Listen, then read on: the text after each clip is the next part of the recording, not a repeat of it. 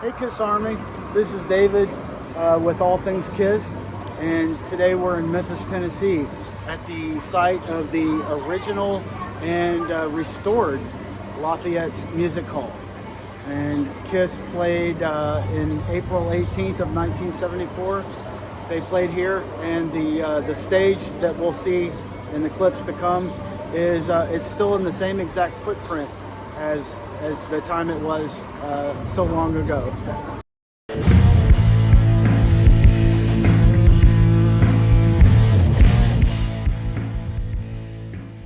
Hey, everybody, and welcome back to the next episode, episode two of In the Studio with All Things Kiss. So, for this week, I'm going to give a couple of shout outs here first, but I wanted to go ahead and talk about what our topic is going to be. We're actually going to focus on David and I's hometown. And again, I am Alan, of course, the guy who runs All Things Kiss, and that is David, my co host and friend Hey of everybody, thank you for being with us. friend of 40 years.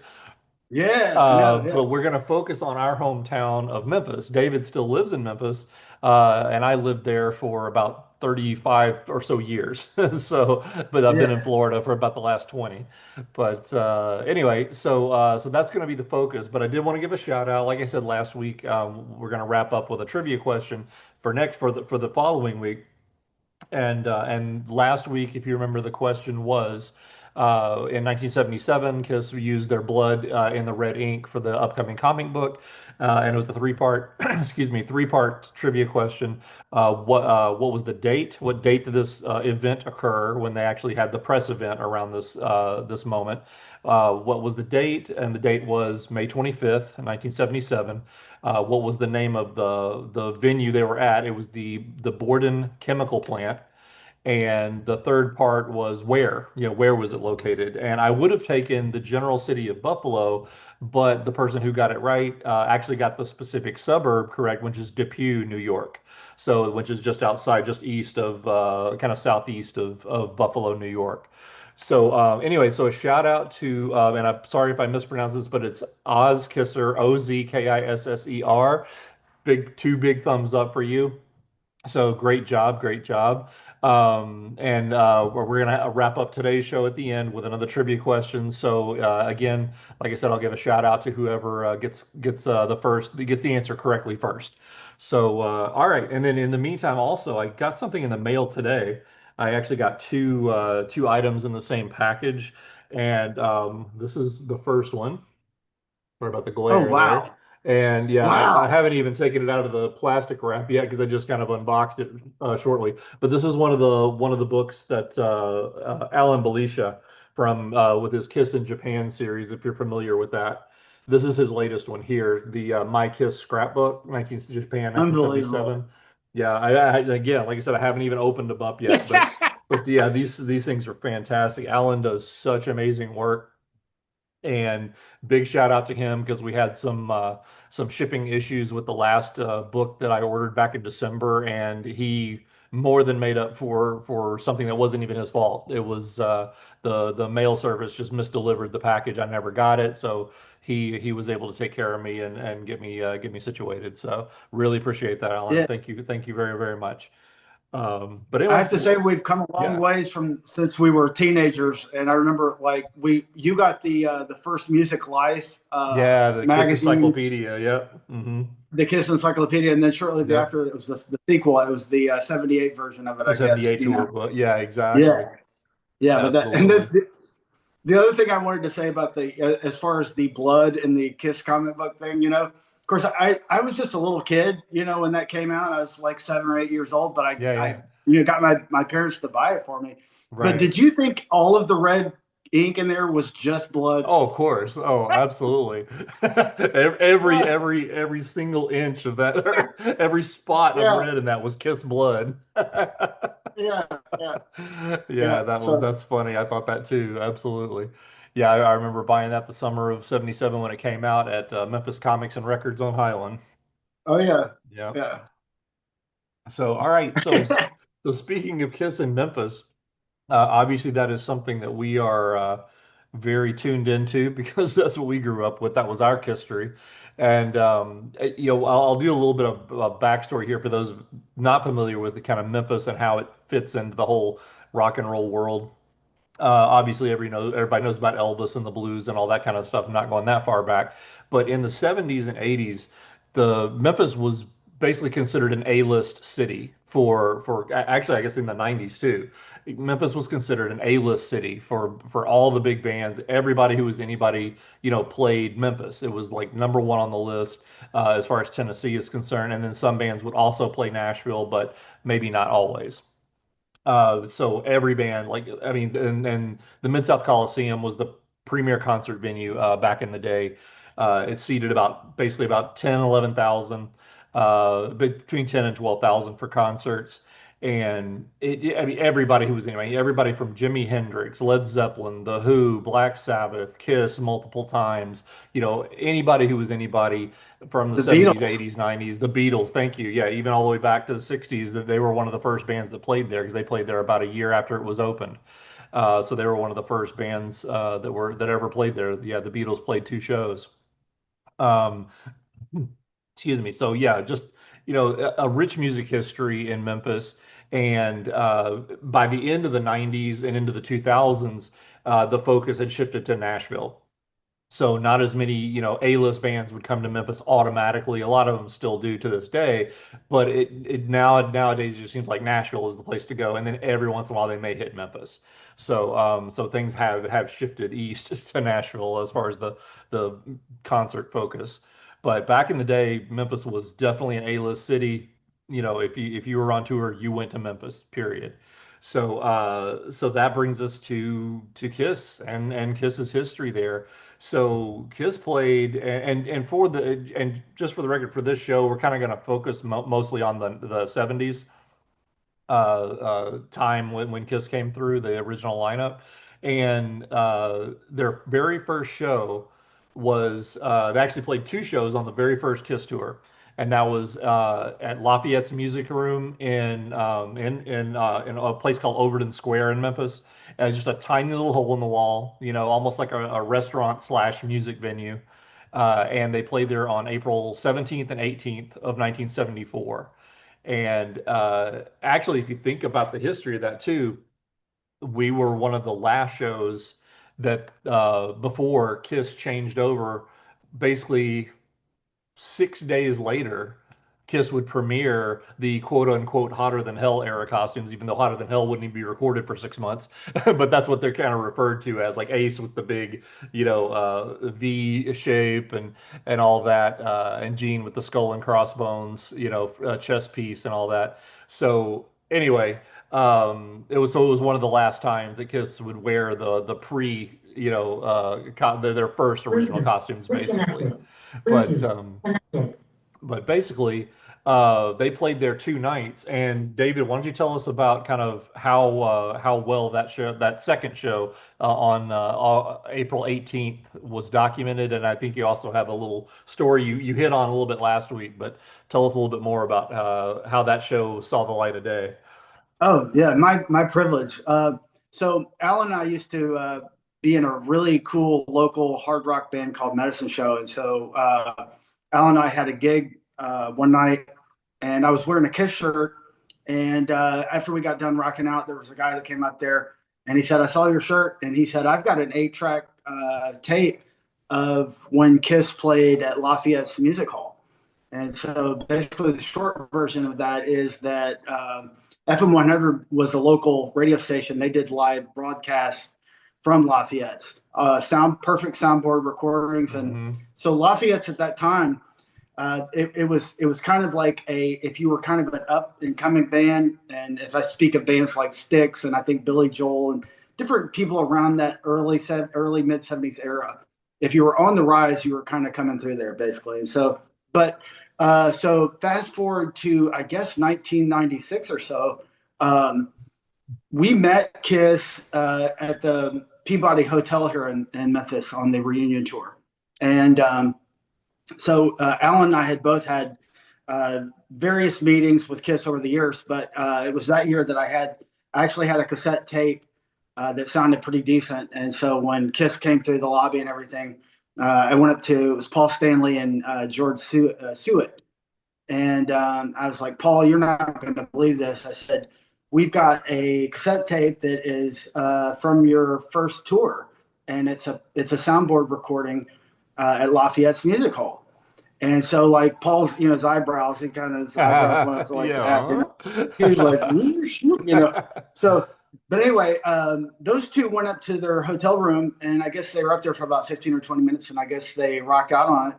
Yeah. But Paul and George came back down shortly thereafter, and they were like, "Where did you get this?" And so I told them the story. I said, we're my buddy and I were rocking out in this band, and he was wearing the shirt and all jazz like that. But that was essentially what it was. And I guess there's different variations of that bootleg, but it came from the brohood of me and Alan. And that thing, of course, we've never made a penny or anything off of it, but No, it's like that thing is exactly. circulated. It's just It's kind of weird to nice see to how know it's that we gone were around the there world. at the day it was kind of discovered or rediscovered, I guess, Yeah, yeah. And it took a lot of work to get it from 8-track into all that Oh kind of yeah, we stuff. had I to like remember. get it converted over. Yeah, Yeah. exactly. But So yeah, so that's kind of where that came from this random guy's closet. So yeah. very cool.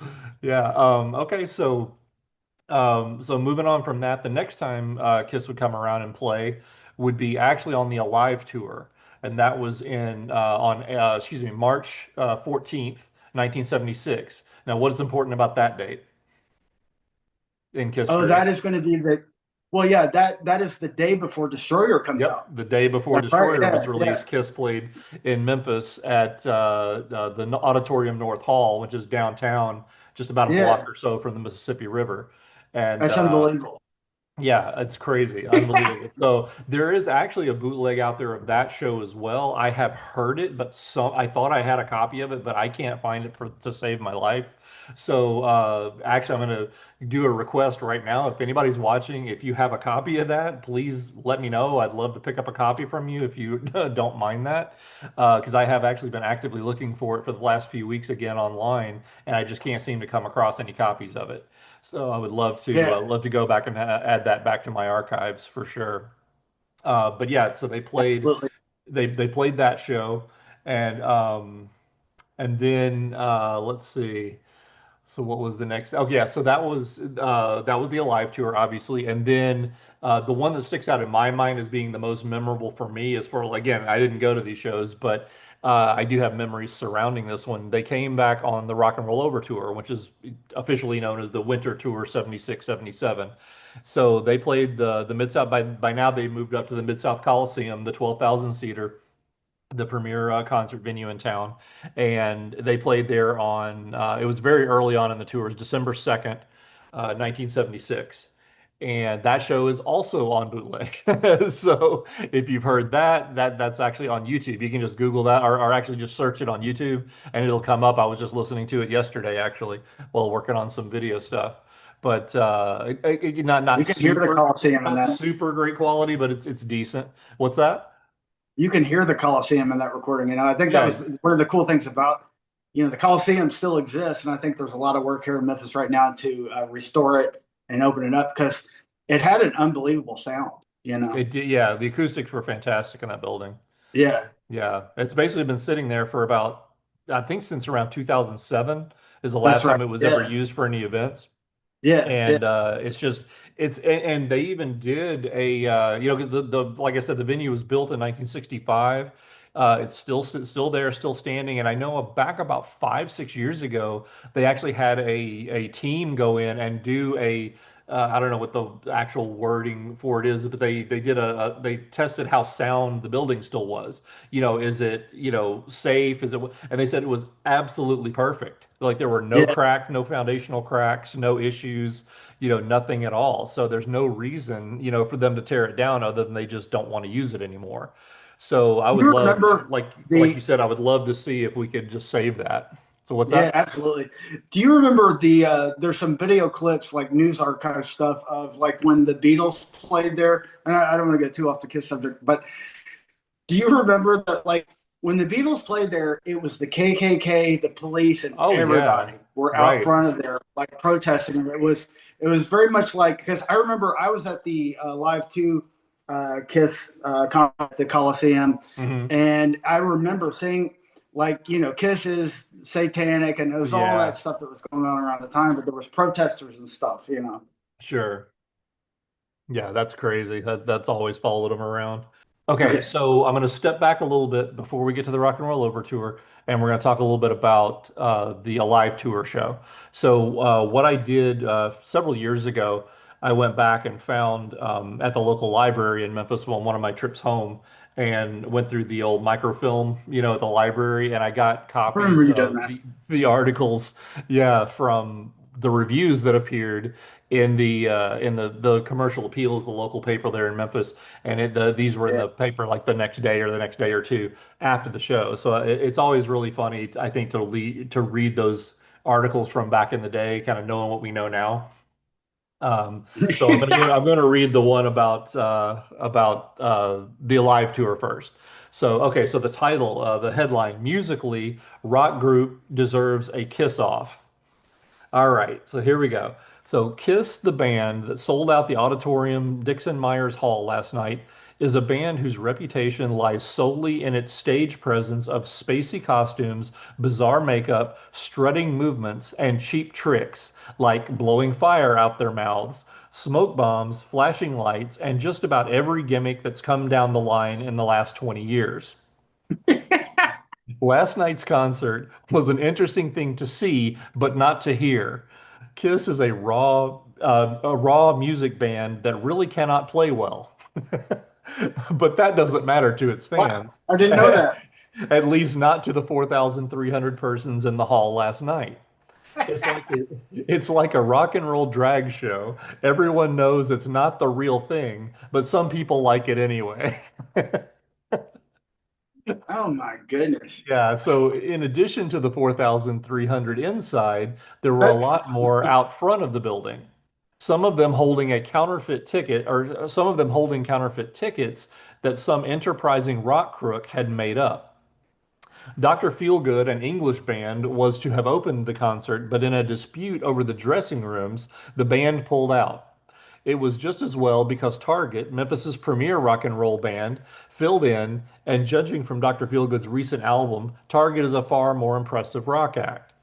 Musically, Target was far superior to the headliners, and given a chance to operate on a large stage instead of the club settings they're used to, the band's 5 members showed that they can operate physically as well as they have been doing musically in local rock clubs. All all right. right. So clearly Target is a much, much better, superior band to Kiss because they had a 50 Yeah. plus year history, right? Not Kiss. I think being a longtime Memphian, Target, if I'm not mistaken, is Jimmy Jameson's Jimmy Jameson. Yep. band, who went on to be in Survivor and everything else. But you Exactly. know, I I love, like, anytime I read those reviews, or hear them, like, on the Kiss archives, is really great about just intentionally posting these horrible reviews, that show those Yeah. unbelievable photos. But it just translates like, damn it, I wish I was Paul Stanley. That's all I ever read between the lines. Yeah. Yeah. Damn it, I wish I had Ace Frehley talent and your Right. popularity. I wish I was that cool. Yeah, yeah. It just reeks of it's jealousy, man. Yeah. Well, that's like the nature of a critic, right? If you can't Yeah, do it, you just criticize those who can. yeah. It's just clownish. Yeah, agreed. Agreed. Okay, so that was the review and the commercial appeal from the March 14th, 1976 Kiss Alive tour show. So very Alrighty interesting. Very then. interesting. So okay, so yeah, so getting back now to the Rock and Roll Over tour. Again, I did not attend this one, and nor did David. He would be seeing his first show about a year after this, his first Kiss show. But I remember this one because I had a friend back in the day who, ironically, I've actually only within a year or so have reconnected with after probably since 1980, losing touch with him, and we That's actually amazing. reconnected through social media. But he was about 5 years older than me, so at the time of this show, he would have been about 15, right? Because I was about 9. So he was like 14, 15. So he went to the show. He had like really up close seats. The next day, I was able to sort of vicariously live the concert because I went to, because he lived actually next door to my grandparents. So whenever I go to visit my grandparents, I'd go next door and he and I would hang out. So, but he had, he bought the tour program. He had a bag of confetti. He had picks. He had a Peter Criss drumstick, and he told me all the stories about the songs they played. And so I literally kind of, that's, how I vicariously sort of lived the show myself. I So remember. that's why I have like special memories of that show, even though I didn't go. But every time I see, hear audio from that show or see photos from it, I always have those memories. But yeah, that would have been the tour to see for me. I just, if I had to pick a favorite, Kiss tour from the '70s, I think the Rock and Roll Over tour was, to me, was the sort of the apex Yeah, of the band for me live. yeah, me too. They were at the top of their game, and it's just Absolutely. Yeah, 100%. All right, so I'm going to go ahead and read now the review of that show that appeared in the commercial appeal for again, this is for the December 2nd, 1976 Rock and Roll Over Tour show at the Mid-South Coliseum in Memphis, Tennessee. All right. Okay, so the headline on this one, concert at Coliseum was Nitty Gritty Rock. All right, by Walter Dawson. And I believe this is the same guy who wrote the review of the Alive tour because I remember the initials on the last one were WD. So Walter Dawson. All right. So he's probably like a big bread fan. yeah, exactly. They're huge. He's huge in bread. All right. So here we go. A Kiss performance like the one last night at the Mid-South Coliseum is not so much a concert as it is a constant stream of short pellets of sound and images. A couple of thousand kids milling outside, tickets, who's got 'em? A couple of the Coliseum's doors lose their glass to the pushing throng, and inside, 12,000 or more people have their tickets. Dr. Hook, a group of good old Southern boys with a typical Southern boy sense of humor and lust, plays a good time set. A funny band, but their folks fit for a bit older audience. They don't wear makeup. Intermission. Backstage, Kiss's four members are ready. Please don't feed them and don't laugh, a tour member says. Then it's showtime. A giant sign spells out KISS. Multicolored lights bounce off the Coliseum walls, explosions, smoke. There they are. Nobody's sitting down. Every chair is filled with feet. Bass player Gene Simmons stalks around like a lizard from under a Martian rock. Peter Criss, his dog face makeup is barely visible from behind the drum kit. Guitarist Ace Frehley looking wide-eyed like he's in a dream, and Paul Stanley jumping and shaking and frenzied. All right. Good old dog makeup Peter there. He's the dog man. All these years I thought he was the cat man. Yeah, yeah. Okay, so the music is as thick as the red, silver, and black and white makeup the band wears. Gut level rock and roll with no quarter asked or given. An announcement by the tour person. The fire marshal asked that the aisles be cleared, please. They aren't, and the music roars again. 3 songs later, the man is back. The fire marshal threatened to pull the plugs and stop the show. Please move back. Spotlights sweep the mass of bodies down front. The fire marshal himself comes out on stage. Hundreds of youngsters give him an obscene gesture. After a few minutes, the show is back on. The special effects start coming with every song. The pace quickens and then quickens some more. Finally, it all ends as it began with thunder and lightning.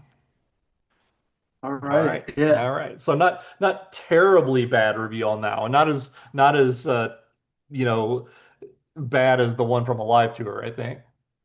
It sounds like a high school newspaper review to It me, kind as of far as does. like, Yeah, it kind of, and it's full of that, those of us who were around in the '70s, you know, we get that '70s era hyperbole that was yeah, used in the yeah, media, to describe things like this. So that a lot of the old Kiss articles you read are full of that stuff, all the yeah, crazy yeah, descriptions and stuff like that. It's pretty funny to yeah. check out. They So never sound like a rock and roll. fan. Like they're written by, it Yeah, sounds they like sound like it's they're written written. by, like, yeah, Tony and Tennille, yeah, what's the name of the freaking band?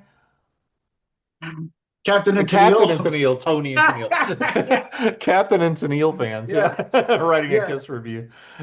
I Okay, would think with a review of anything, like you would want to be somewhere in the arena of your interests, and so like yeah, if you want to, see what the premier rock and roll band of 1976 was, then I mean, who's out there? there you go. I mean, as Yeah. far as just, so it's, you know, What do you expect? I'm Exactly. yeah. So, all right.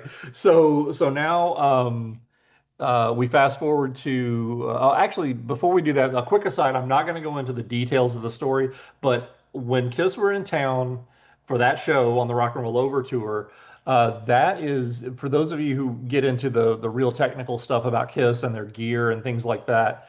That was when basically Ace Frehley's original Tobacco Sunburst guitar was modified, and you never saw it again Oh because wow. it was turned into a double cut at a local place called Strings and Things, which was a premier musical instrument store in Memphis for decades. I know I even bought guitars there in the 80s. And yeah, that was where he took I it didn't when know they were in that. town. Yeah. And so he took it there. They did the adjustment, they did the custom job on it, and basically painted it solid black with like white borders and made it, like I said, made it a double cut instead of a standard Les Paul shape. The only other time I don't even remember him ever playing it in concert after that. I just remember if you're familiar with those shots from like late 78, early 79 at his home studio in Wilton, Connecticut, I believe that house. Those shots where there's literally like 35 guitars lined up Oh behind yeah, him and he's in his Love Gun in the costume bunker. posing. Yeah, you can see it in that photo back there as the black double cut. And that used to be the Yeah, original Tobacco Sunburst that you saw in almost every photo from like 74 through 70 through the Destroyer tour basically. So kind I of kind of remember in the interesting. '80s. Yeah, I remember in the '80s. We knew the guys that worked at Strings and Things, of course, and it was Hmm. like, they would tell us about, hey, we worked on Kiss's guitars and stuff like that, but I never could really, I didn't know the particulars of it. Yeah. So Yep. yeah, And they also had a hand in producing some of Paul's PS10s. When he came out with his custom design. wow, Because you remember, if you yeah, remember this, they had one on display years later, like in the mid 80s. They had one on display, and you could even see it still had Paul's little nameplate in one of the frets at the very, at the very base of the yeah, neck. That you look at it like, oh yeah. wow, look, it says Paul Stanley. Yeah. So that was really And I cool. remember there was blood. There was blood in between the fractured mirror parts too. In one of Yeah, those yeah, guitars. exactly. Yep, that's right. Yeah. Yep. So anyway, so that did happen at the same time as the Rock and Roll Over tour in Memphis. That's when that guitar disappeared from circulation, basically. So Wow. all right, so let's fast forward to the next year. And now I'm going to turn it over. I'm going to turn the microphone over to David and let him tell Oh, hey. All right. tell a little bit about the Alive 2 tour. This was on December 9th, 1977. Kiss came around on the Kiss Alive 2 tour. So tell us a little bit about because this was from what I understand, was this your first concert ever? Not only your first Kiss concert? Yeah, well, actually, believe it or not, I have two older sisters, and there's another venue here. It's the Overton Park Shell. And so, believe it or not, my first concert was Black Sabbath at the Overton Park Shell. You were at that show? I was at that show. I remember what Ozzy was wearing and everything. Wow, I never knew Yeah, that, dude. I've known you this long and I've never known that. Okay, that's yeah, awesome. yeah.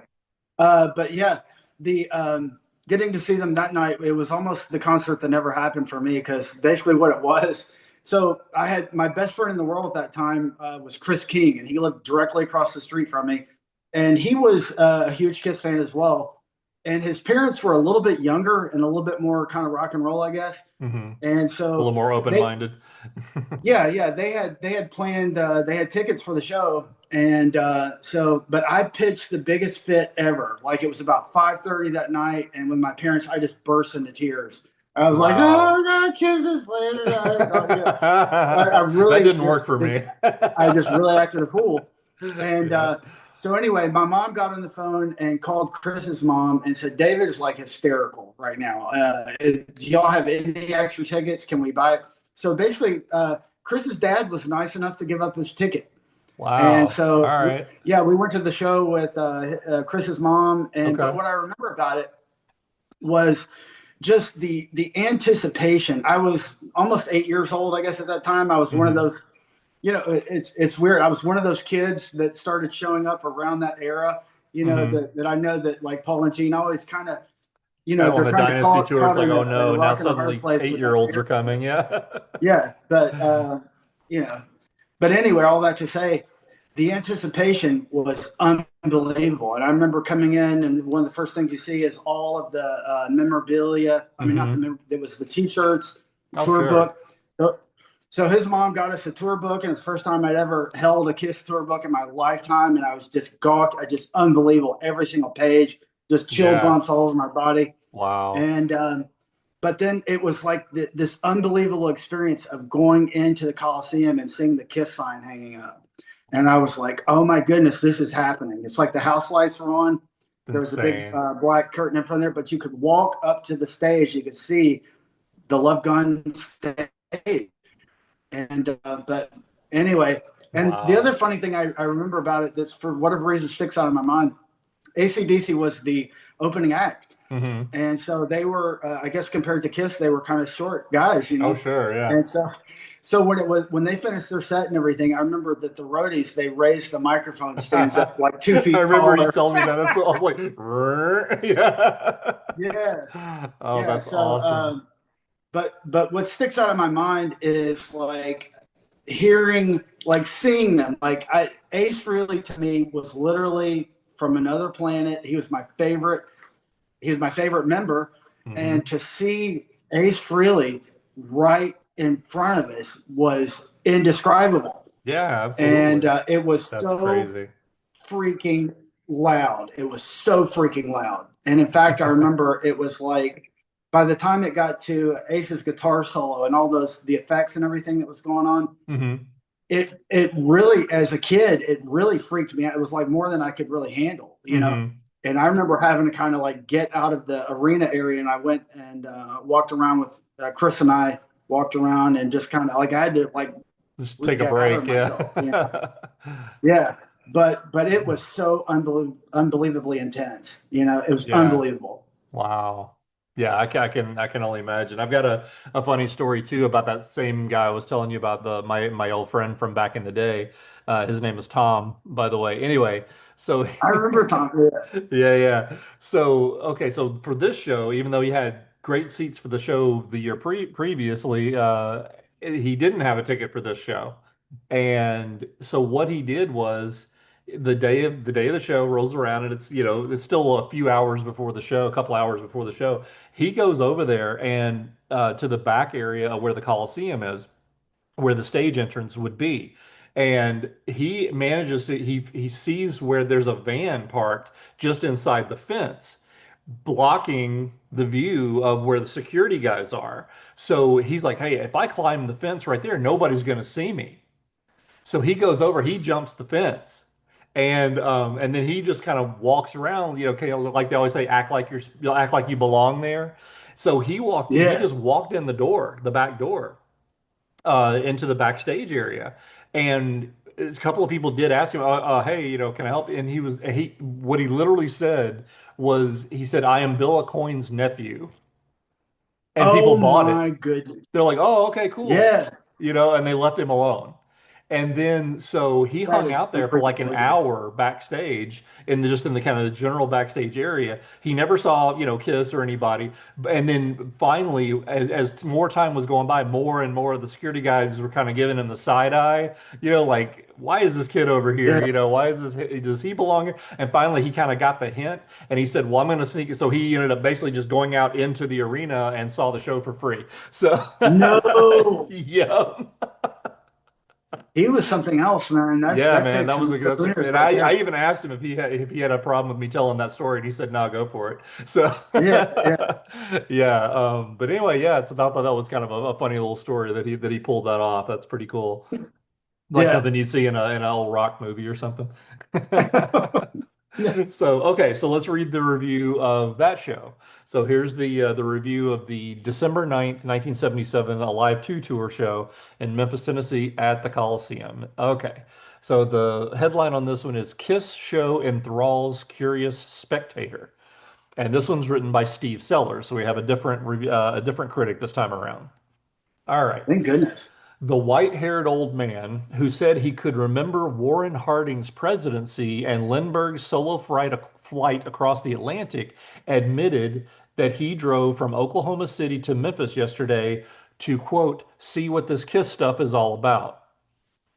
And after watching the rock group Kiss put on a performance last night at the Mid-South Coliseum that included flashing colors, exploding fireworks, flaming guitars, crashing cannons, and unmuffled rock and roll, Burt Williams rubbed his forehead and said, all I can say is all those weird effects must cost a bundle.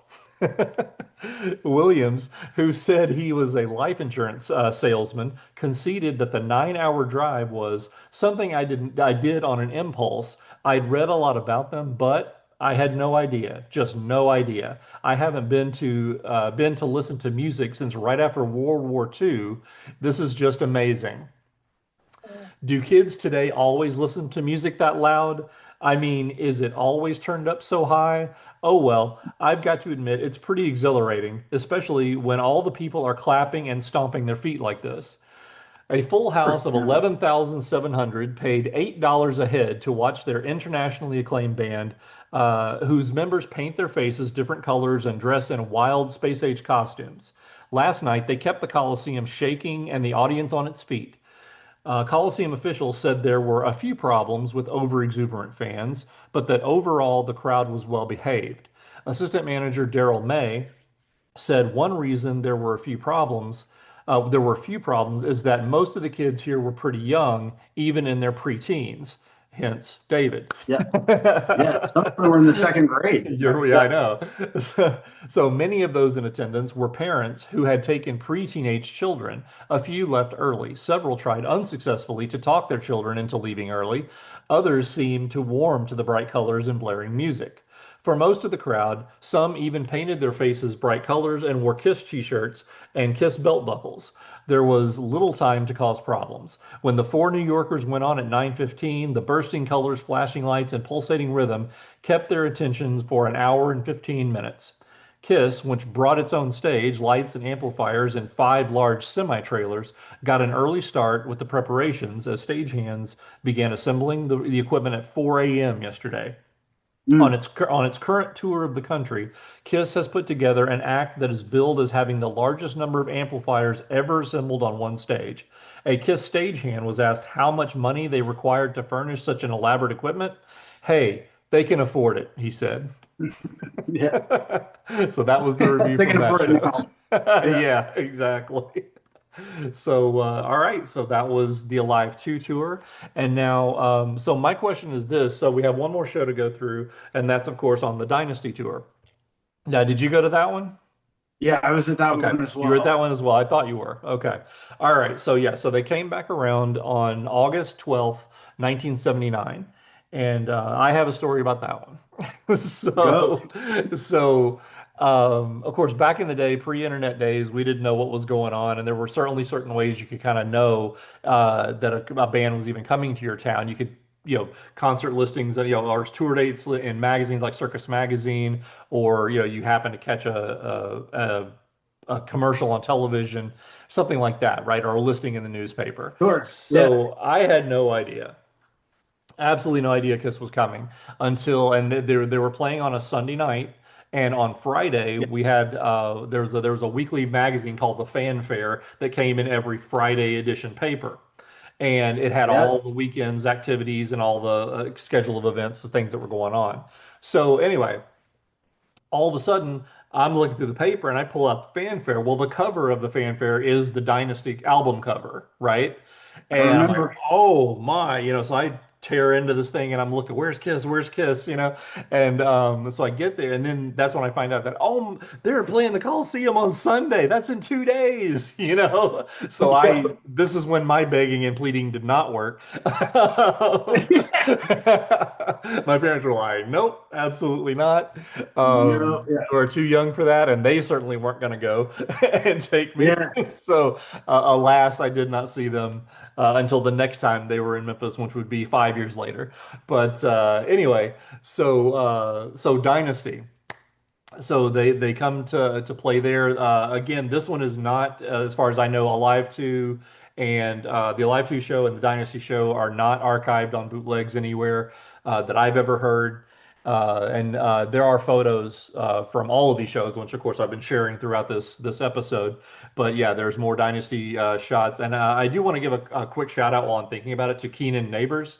He took a lot of the shots I'm sharing from the Rock and Roll Over tour and the Dynasty tour. Really cool guy. amazing. Shot a lot of famous bands back in the 70s who came through, and shot them primarily as a fan, from the audience. But did as you can see, Yeah.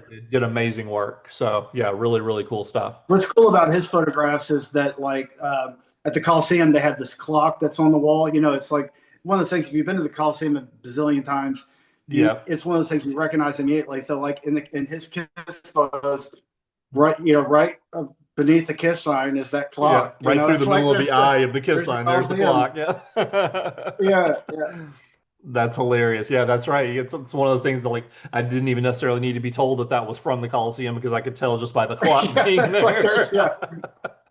Very funny. it's a Memphis But thing. yeah, it's definitely a Memphis thing. All right. So again, alas, I could not go see them on this show. But do you have any particular memories that stick out for you from the show? Oh, absolutely. Yeah. Yeah. Like, we all have to remember what an archaic age it was, and so there was so much that about the concert itself that I just didn't know until I saw it, and so, like, I love the Dynasty concert tour personally, Hmm.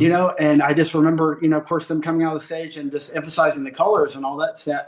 But it's like, I'll tell you something. I was 9 by this time. Yeah. Gene flying was mind blowing. Like, Oh, I bet. it's not like today where it's like, there's a concert tour and then you get to see the whole thing before you ever actually see it in person. Yeah, yeah. There was no Like, YouTube. Yeah, yeah, you had no yeah, idea what the it was stage looked like like or what they were wearing or any of that stuff almost. yeah, it was like out of nowhere. It's like, there goes Gene flying up in the air, and it looked like he was flying. So, I mean, it was like one of those kind of things, through a kid's eyes, I guess, but Absolutely. it was, I remember, like, there was New England was the opening act at that time, I guess. And Yep. I understand that to be one of Paul's kind of groups that he worked with or Yeah, whatever. yeah, he had produced And them. Yep. I remember, they didn't put on a bad show. It was a pretty nice little Yeah. set they did. It was kind of short, Hmm. and my seats were kind of like, they weren't directly behind the stage, but they were kind of like off to the right side. It was over on Ace's stage, I guess. It Aces would be the side, left yep. side, I guess. Hmm. Yeah. Yeah, pretty much on Ace's side, kind of upper level kind of thing. And Yeah. I just thought it was really, really cool as far as, like, it was, of course, I was a huge Ace fan, so it was a lot more of Ace on that Yeah, tour, yeah. and Yeah, he everybody. sang a lot more songs and seemed to be a lot more active in the show. Yep. Yeah, yeah, yeah. It's just super energetic as always. One thing about Kiss, no matter where they were in their, era, they never put on a bad show, no matter Yeah, what it was. So, but absolutely. yeah, that's basically what I remember about it. It was like Gene flying. It was a huge deal. Right, exactly. All right, so let's read the review of this show. So this is written by Marilyn Miller, and the title is Kiss Rewards House Full of Fans. All right. So Kiss hit the Mid-South Coliseum last night, but and Memphians came out in full force to embrace the rock band. Every one of the Coliseum's 11,999 seats, apparently not 12,000, um, was Okay. taken. And even those fans seated behind the stage paid, that would be you, seated behind the stage paid $10 each to watch the backs of the four band members. Yeah. The group followed New England, a four-man band that drew appreciative whistles and applause from the mostly teenage audience. It was the grotesquely made-up Kiss, however, that the people came to see. Four young men from Frasier, masquerading as Kiss, with makeup and black outfits, stalked through the Coliseum during the break, drawing smiles and requests to pose for photos by Kiss fans. That's Blaine cool. Shavers, 17, posing as Kiss's Peter Criss, Chris with a K, said he, his brother Johnny, 20, and Joe Brown, 18, and James Cruz, 17, paid $48 to rent a chauffeured limousine to drive them in their costumes up to the stage entrance. They brought us right up to the curtains. They brought us right up to the curtains. The cops did because they thought we were Kiss. Blaine Shavers said they ran up and opened the door right quick and let us in. But then the chauffeur said something to them, and we were turned out. Yeah. One young woman, after posing for a photograph with the phony Frasier Kiss members, told them, "I've been to 5 cities to see Kiss, and you are the best imitators I've ever seen." But 9-year-old Steve Reminoli and Jody Graves disagreed. "They don't look like them, no way." Jody said both boys had their ears stuffed with wadded paper napkins to block out some of the deafening noise as New England played. "We can't stand Kiss, but we came to see what they Wow. look like," Jody said.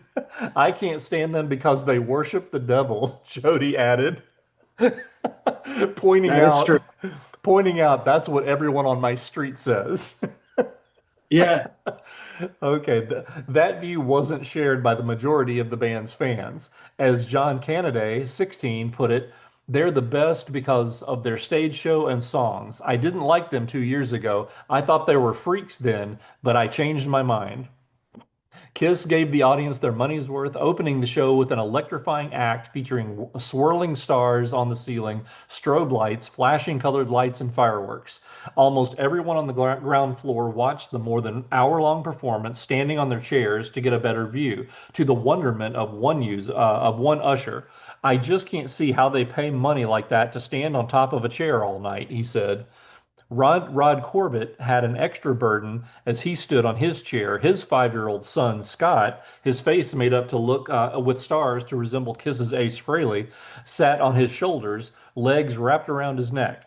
"He's got a wall full of their posters. He's liked them ever since he was 2," Corbett said, as Scott, his white face beaming, watched the stage. "He just loves them, but this is the first time he's ever seen them." All right, so that's Yeah. the review of the Dynasty show. Kind of You know what's so interesting. weird, my brother, is that like that whole satanic stuff that just it was a thing. It was No, just it was really such a I thing. remember Yeah, if 'cause- you weren't alive for that, you just don't get it. It was a yeah, real deal, especially in the early '80s. Yeah. yeah. There was definitely a time, like I say, that my mom, and I love my mom, of course, but it's like she was very very concerned that I was so obsessed with Kiss, like Hmm. during those years and everything else. And of course, my room at that time was just Kiss wallpaper. Sure. It's And like so just as mine was. what's weird to me is I remember I got like being from the South, I got a whooping with a switch one day, from my mom, and she hit the U.S. tour poster, I you remember know. that. I remember you telling me Yes, that. Yep. yeah. And then like she thought better, like she burned it. I remember she threw it in the fireplace and saying, you're going to be in hell like Gene Simmons and all this kind of, so it just really, Wow. it was very, very strange time. Yeah. So Unreal. it was tough being a Unreal. Kiss fan sometimes. Yeah. Yeah, we're either being made fun of by other, whatever. So Yeah. Led Zeppelin fans and Aerosmith fans because we're yeah, clowns. yeah, Our it's hard bands out are a there bunch for a of Kiss fan. clowns. Yeah, 50 Ridiculous. years later. Exactly. So basically, that's going to wrap up the '70s history of Kiss in Memphis. And on another future episode, we'll get into things like the '80s and '90s and stuff like that, and tell the more stories about us interacting with the band and when we met them. Some of the stories we kind of touched on last week. We'll talk about those a little bit more and some of the memories from those shows. So yeah, so that was basically it. So next, actually, well, do you have any more thoughts on the Memphis '70s era Kiss before we move on?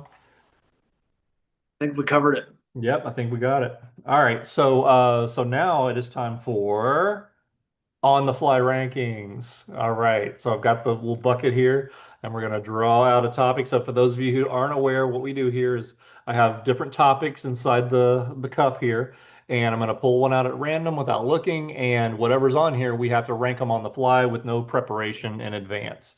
So, all right. Oh, wow. Okay. Whew, this could go a lot of different ways. Okay, so the top five 1970s era Ace Frehley solos. Top three, sorry, not top five. Ooh, the, Top three Ace Frehley 1970s era solos. my personal. Can I do number one Yeah, first? go for it. You do them Okay. however you want them. Yeah. My number one favorite is the 100,000 Years guitar solo. Amazing. Um, yeah, So, and then so good. it's, I I hate to hover around hotter than hell too much, so I'll say that the Strange Ways guitar solo is about as good as it gets.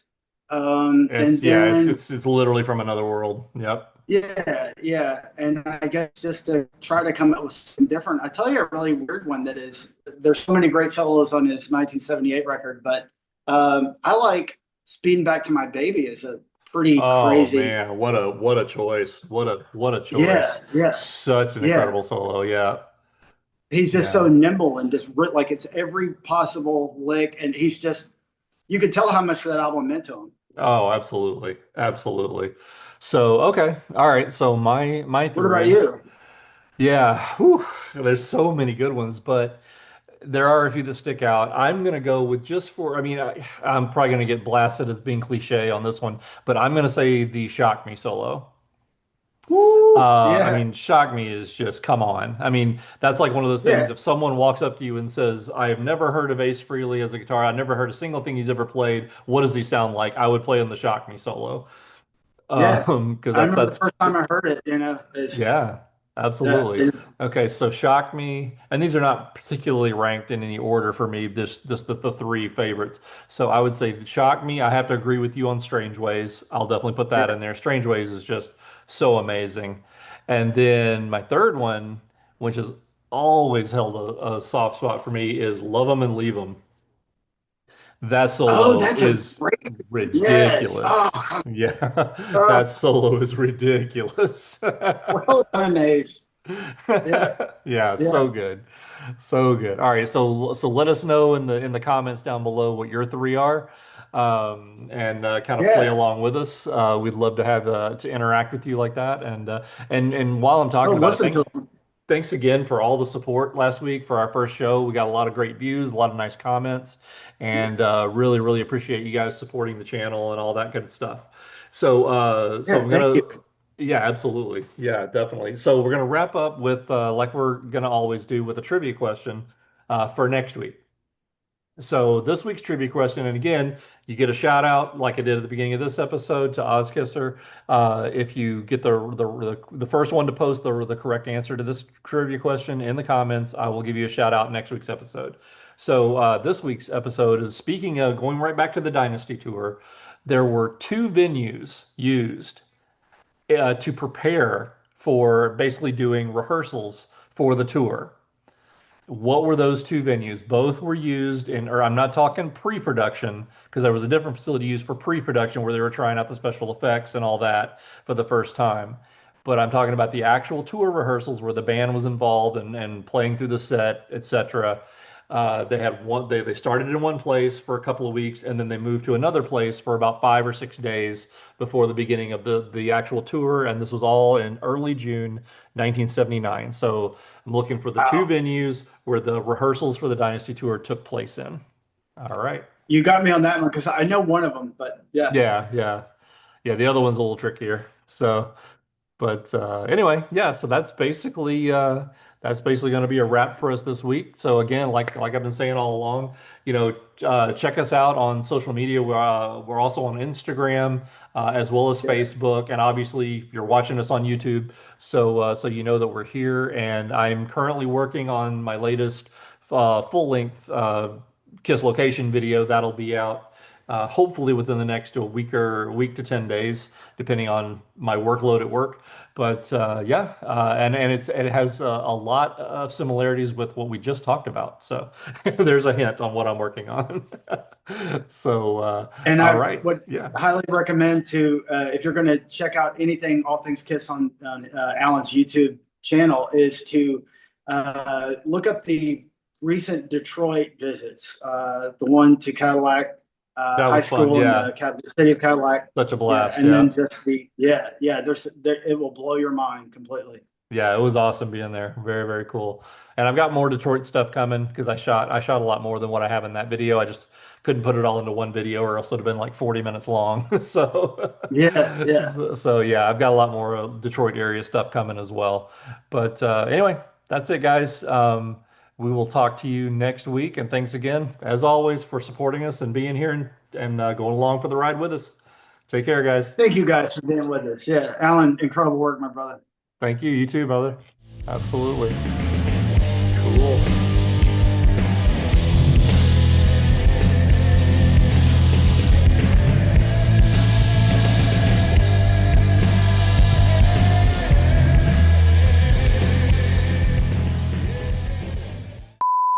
You can splice. I can recreate the. There we go. Yeah, There it is. There it is. yeah. Your own you actually did that on the Empire State Building too. I know. Yeah, you took that photo up there, actually on the Empire State Yeah. Building.